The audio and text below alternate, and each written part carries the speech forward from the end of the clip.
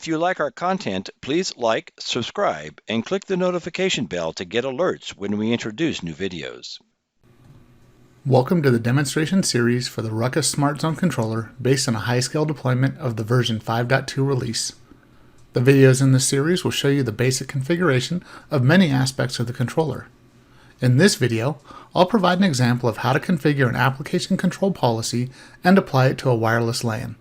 Let's get started. First, we'll log into a high-scale instance of the virtual SmartZone controller. Once logged in, you can see this instance is running 5.2.0.0.699, or simply referred to as 5.2. Application control policies are configured under Firewall, which when clicked drops down a few submenus. The one we want is Application Control. You'll first be brought to a Summary tab, where application data will be displayed. But to configure new policies, you have to go to the Application Policy tab. Any configured application control policies will be displayed here.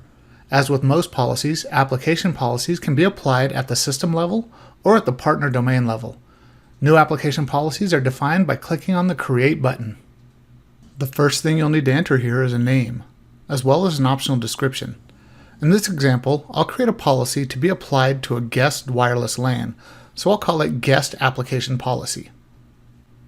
Next, you have to configure rules that identify the applications you want to match and what policy to apply. Rules are defined by clicking on the Create button. In the window that pops up, you'll have the ability to choose one of three rule types. There are denial rules, QoS, and rate limiting. When you select one of these rule types, different configurable parameters will be available to define the rule. In this demonstration, I'm going to configure an example of each rule type. When you select denial rules, your first option is to select a system-defined application or a user-defined application.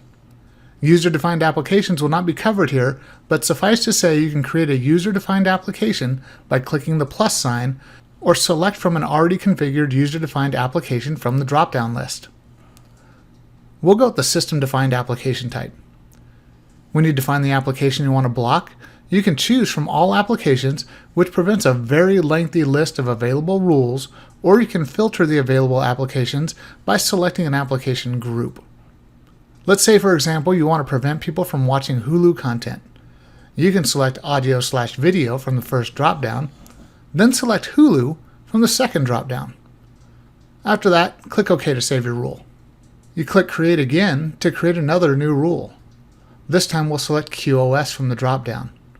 Once again, you have the option to select a system-defined or user-defined application. We'll stick with system-defined. Now let's say we really want HBO Go to get priority access on the network. We select audio/video again from the first application dropdown and select HBO Go from the second. Now we get to decide how to mark this traffic uplink or from the AP towards the wired network infrastructure. We can mark the 802.1p bits in the Ethernet frame header, the DSCP in the IP header, or both. We'll select both and then define the marking. We have the option to mark as one of the four defined traffic classes: voice, video, best effort, or background. Next, we get to decide how to treat the traffic downlink or from the AP towards the wireless client.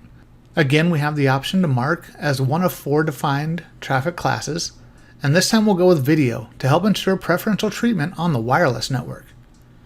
After that, click OK to save your rule. And one more time, we'll click Create for another new rule. This time we'll select rate limiting from the dropdown.